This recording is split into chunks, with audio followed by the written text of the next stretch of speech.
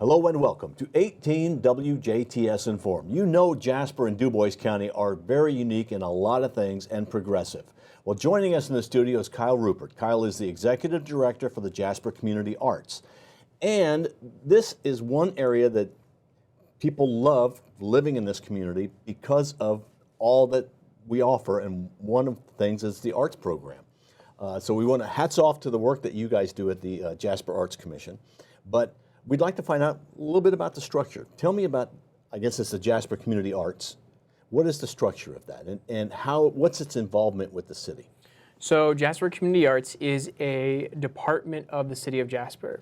So we are the same as Park and Recreation, Street Department, Wastewater, on and on. We're right there with them in terms of how we are situated within city government. So a portion of the city budget every year gets allocated to the arts. Our department is set up to plan for that. How are we going to utilize those funds?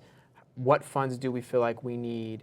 And then we go before the council and we request that, and then hopefully have it approved, and then we expend those funds in the community to bring in everything from live performances to gallery exhibits to offering workshops and special events, so on and on and on. Are you made up of a board? We have an 11-member board that is appointed.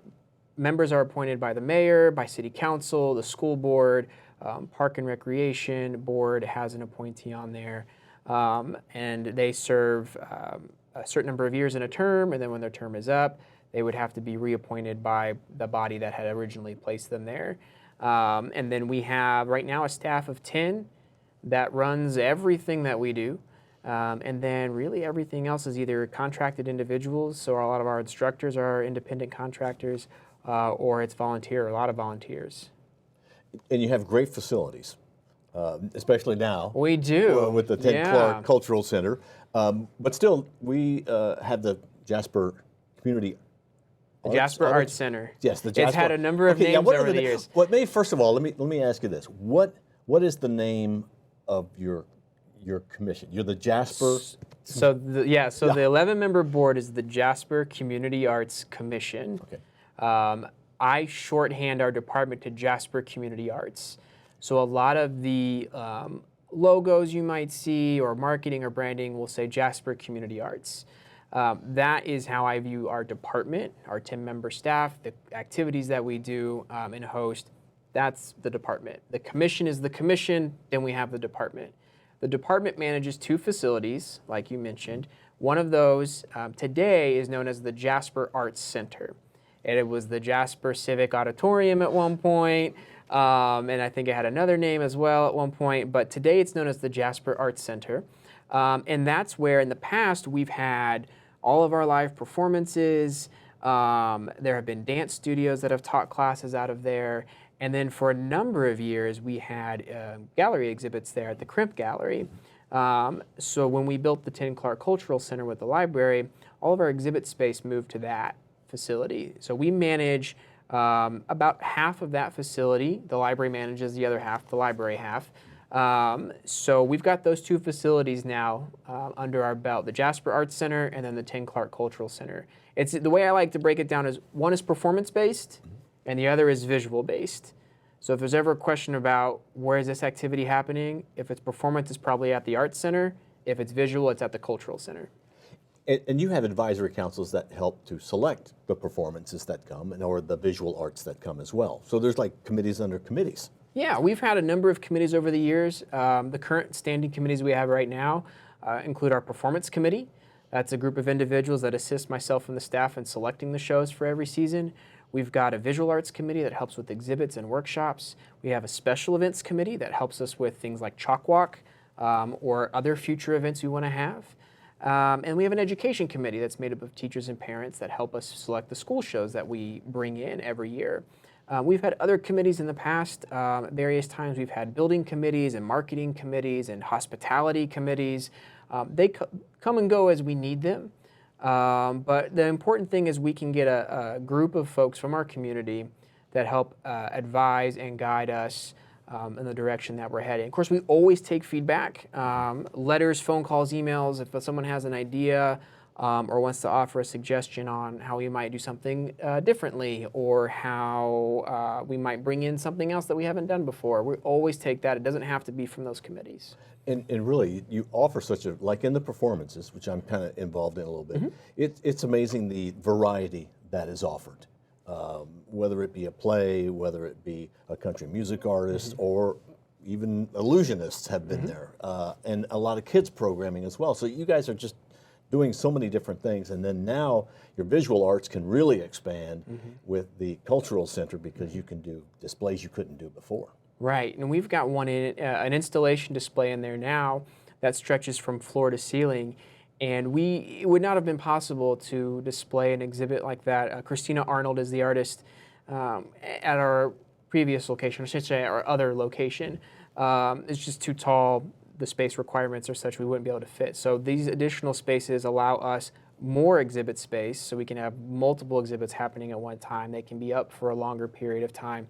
But then also we can fit more installation works in there, larger works in there, which has been really nice so far. We've gotten a lot of great compliments from folks both from within our community and those that are visiting.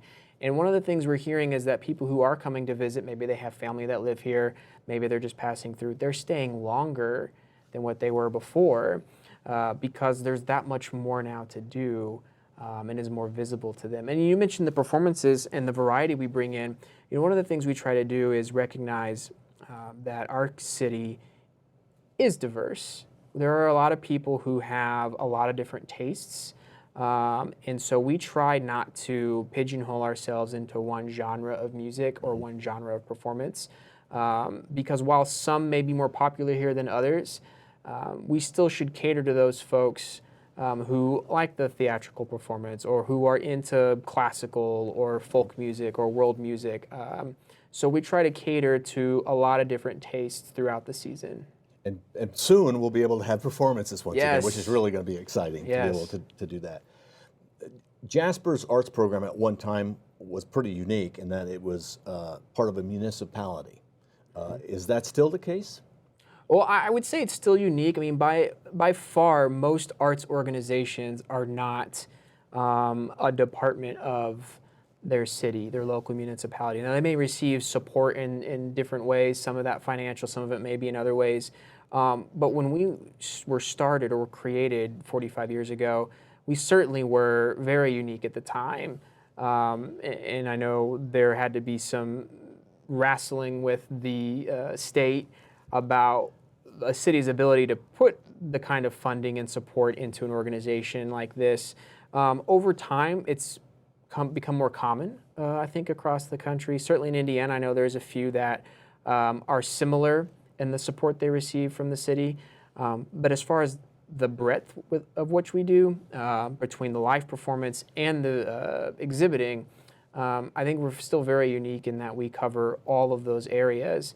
I think others are more focused on one particular. Maybe it's just the visual, maybe it's just the performance, but we do all of it. And so I think we're still fairly unique in that regard. You're funded through the city because you're part of the municipality, but you also are funded through donations. I mean, the 10 Clark Cultural Center wouldn't have happened without that, because there are people who are very passionate about the arts. If somebody would like to be a donor or would like to help in some way, is that available, and how is that available? It is, and you bring up a really good point about the donation. So part of our the budget request process that we go through with the city is we have to not only ask for funds to spend, but we also have to give an estimate on what we think our revenue is going to be. And one of those areas is donations. And the city looks at all of that, looks at the entire request to gauge how much the city's able to put into the arts. And so donations play a big part of that. And folks can send us a check. They can go online and donate online now. That's available on our website. And those funds don't just get turned back into the city and get spent on non-arts related items. Because our budget request goes in 6 months before a single penny from the budget is spent, I should say. And so every donation we get within a calendar year, which is our budget year, we already estimated that that was going to come in. So everything that we get is turned around and spent right back on an arts or arts-related activity. Nothing is spent on anything other than that. Because some of the shows that you have make money. Some of the shows don't necessarily make money, but they're great art, or they're great performances that educate the community as well. Right. And that's all part of that. And very few shows, just in terms of ticket sales, actually what we would call make money. Okay. I mean, when you think about the artist fee, and then you got to feed them, and you got to put them up somewhere, and you got to advertise the show, and so we have a limited number of seats. It's not the largest venue. But some of the artists we've had come in over the years, we're able to do that because we do get that support in terms of donations, in terms of grants, in terms of ticket sales. And then, of course, the city is always there to support, up front. They say up front, yes, this looks good, we're going to support it, and then it's our job to help bring in that revenue to help offset some of those costs. What a blessing this region has. I know it's the Jasper Community Arts, but really it makes this region very special because of all the things that you guys bring here for people to see. Keep it up. Thank you. All right. Kyle, thank you very much for being our guest. Thanks for having me. Our guest has been Kyle Rupert. He's the Executive Director for the Jasper Community Arts. I got that right? Nailed it. All right. He's been our guest, and he comes in once a month. You can hear Kyle talk about the good things going on with Jasper Arts. Thank you for watching 18 WJTS. We are local people watching local people.